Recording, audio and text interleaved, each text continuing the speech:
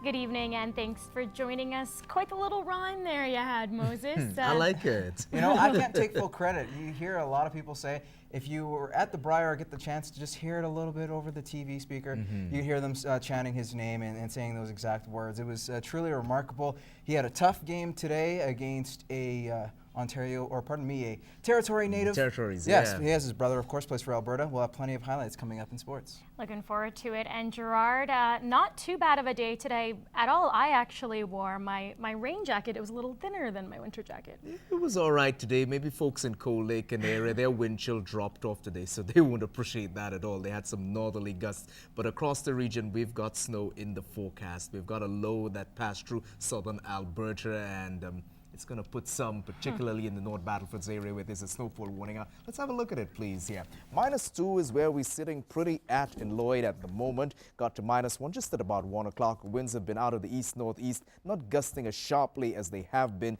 in Cold Lake and area. Particularly came out of the north and got into the 28K region during the course of the day. And the wind chill in Cold Lake and area during the course of the day went from a -9 down to a -16. That's how rough it has been over on that side. For the Battlefords, getting up to +2 eventually, but there is snow in the forecast across the region. We'll talk about the details a little later in the cast. We start tonight with the latest on the fate of an old wing of the Dr. Cook Care Home. After heated debate, plans to demolish the wing have hit the brakes. Kelsey Bloxham explains why. As the population of Lloydminster continues to grow, there is increased pressures on our healthcare system, in particular seniors' care. A dedicated group meets weekly to discuss this very issue, and finally progress is being made in their efforts to retain the entire Dr. Cook Extended Care Facility. There's construction underway for 60 new beds for extended care, which is fantastic. The problem was they were going to demolish 55 beds, leaving us with a net gain of 5 beds, which would still be below 1995 levels, but mainly far below our need. He says the reasoning his group has been given by the Prairie North Health Region for wanting to tear down the original wings hasn't had enough consultation. We found that list to be insignificant, to put it politely, and we found every item on that list was very easily remedied. News of a stop work order came early Monday morning. Even though health care in the border city is looked after by the Saskatchewan government, Sellers has officials on the Alberta side to thank. I was surprised, and I think we have to thank Richard Starkey because he really helped push this ahead in the last 48 hours. As soon as the Premier arrived, we started discussing the situation with the Dr. Cook. And as a result of those discussions and some other back and forth that we had with her office, the stop work order was, or the stop demolition order was announced. Although this does not guarantee the central and southern wings will not be torn down, it is a step in the right direction. Once the facility is destroyed, it can't be used, right? So we don't necessarily know for certain how the facility might be used in the future or what purpose it'll have in terms of, some type of senior care. Currently, 30 people are on the wait list according to Sellers. He adds that does not include the 110 waiting for seniors housing throughout the community.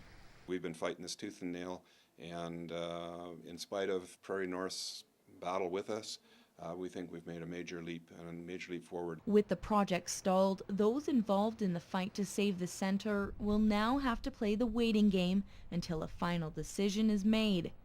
Kelsey Bloxham, Newcap News. EMS workers in Alberta are taking aim at critical problems, including a lack of staff and equipment shortages. According to a recent survey, emergency workers say they're frustrated with the lack of respect they get from management, along with little action being taken over their concerns. When it comes to emergency response, time is of the essence, and a recent report from the HSAA is saying in big cities like Edmonton and Calgary, EMS workers are facing backlogs, understaffing, and aren't able to provide full coverage. It's hard always to find staff. We're often competing with larger companies or oil field. And oil field obviously is paying more money than emergency services are, and the young staff members coming out are going into the oil patch. Short staffing made February an extra busy month for Border City EMS workers. Along with a growing population, the city could see the same stresses. To the point where our city growth and our call numbers increased so much that this hospital hasn't been able to keep up with it. We will eventually see a time where we come into the hospital and have to wait with our patients for some extended period of time. The province-wide EMS situation has prompted an investigation from Minister Fred Horn reviewing workers' concerns. Well, Greyhound cutting its services in the Lakeland region is causing a transportation nightmare for municipalities. As Clayton Brown explains, Alberta's transportation minister is meeting representatives from area communities in hopes of finding a solution. A roundtable discussion addressed concerns with the current situation of alternate transportation and the obstacles faced because of it. In St. Paul, we've lost residents because of the loss of the Greyhound, so that is an issue in the whole Lakeland. So for the government to come up with an innovative way for municipalities to work together to address this concern is unique. That solution is the Green Trip program. It's a $2 billion province-wide grant municipalities can apply for to fund any innovative transportation ideas, which cuts down on pollution. It looks at the reduction of carbon and the reduction of greenhouse gases. This provides opportunity for municipalities to apply for grant funding for moving people. It's a great idea, and we need to seriously look at that as a council and see if it can work for our municipality. Other transportation issues were brought forward, and representatives say the opportunity to sit down and hear the different challenges each municipality is facing is something that is very useful.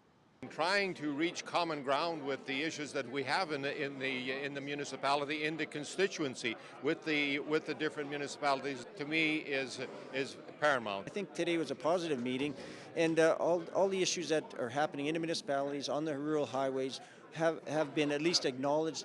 In St. Paul, Clayton Brown, Newcap News. Battlefords RCMP are linking multiple break-and-enters to a local gang.